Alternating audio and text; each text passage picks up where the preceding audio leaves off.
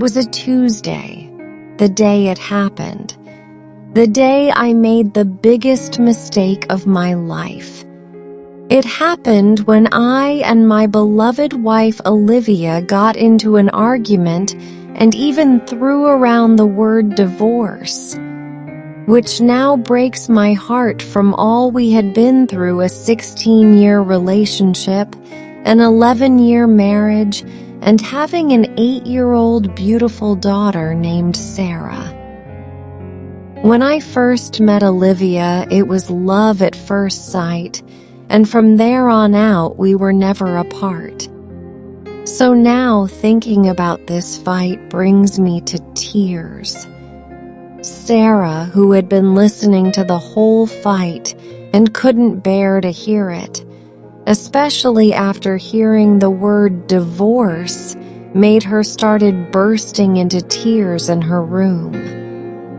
Once I had enough of the argument, I barged out, and just before I slammed the door shut, I heard my daughter Sarah yell, "I hate you, Daddy!" I can't even think of that without my eyes watering up, just thinking that she also said Daddy in it. Even though every kid calls their father Daddy, it just seemed special to her. But once I left the house, I went to my favorite bar, which Olivia hated, but she just dealt with it because she loved me. I was drinking until about 3 a.m., and Olivia waited long enough and went to pick me up. She had to bring Sarah because she refused to stay home and made Olivia take her. But once she brought me to the car, I just said, "Give me the damn keys, I'm driving." She looked at me and said, "Nick, you can't drive. You're too drunk." I just shook her off, took the keys, and began to drive. I was swerving all over the road, almost getting into multiple wrecks, running stop signs and running red lights. Olivia even thought we wouldn't make it home in one piece. She knew she had to stop me from driving because if she didn't, she knew we would crash. That's when she jumped into the front seat to try to pry the steering wheel away from me. That was right when we hit a pothole going 80, flipped, and slammed into another family in their car. When I woke up, I asked the doctors, "What happened last night?" Mr. Fuller, you got into an accident killing the whole family in the other car. This is hard to say, but you killed your wife as well and put your daughter in a coma. I refused to believe it, and I started to go crazy. I jumped out of bed and began to run. I didn't make it far because I immediately passed out. It's been a couple of months since the accident. I'm out on bail and I'm awaiting trial for killing my wife and the other family. I have been fired from my job for killing that family and not leaving my daughter's hospital bed. I have never left the chair right next to Sarah's bed. I started to go insane. I think it's because I have sat next to my daughter for so long, who is slowly rotting away. Every single night I will hold her hand and just start to the ball and yell, "Please wake up."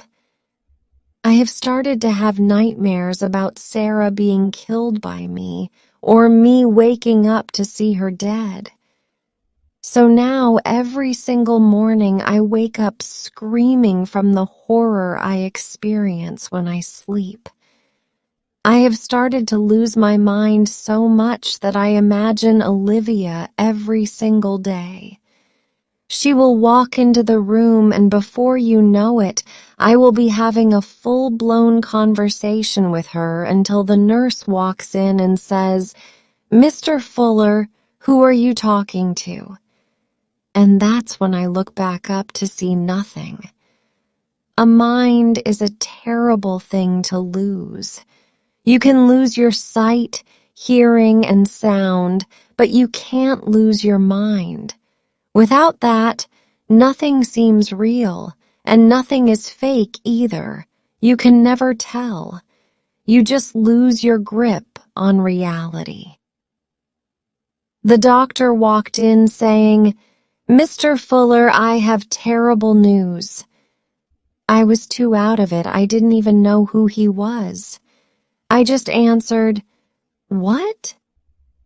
He looked back at me, having to force his words out and say, we have basically given up on Sarah. It's a 95% chance she will not make it.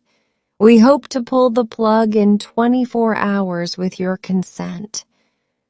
I fell to the floor and just began to cry. After about 5 minutes, I was so out of it that I forgot what I was crying about until the doctor told me again. I just asked, "Can I be left alone with her for the night?" He nodded yes and walked out of the room. I began to hold her hand for 5 straight hours, saying, "Please wake up. Please wake up." After a while, I started to give up hope, and that's when I saw a glass bottle on the nightstand by her bed. I stared at it for 15 minutes, thinking of what to do. I gave up and smashed the bottle into pieces. I grabbed a piece of glass and began to cut my wrists. Everything started to become cold and fuzzy. This is the first time I smiled in months, thinking I will finally be with Sarah and Olivia in the afterlife. Just before I finally closed my eyes for my final nap, I heard the sweetest voice saying, "Daddy." If you liked this story, please share or subscribe to it with your friends and colleagues.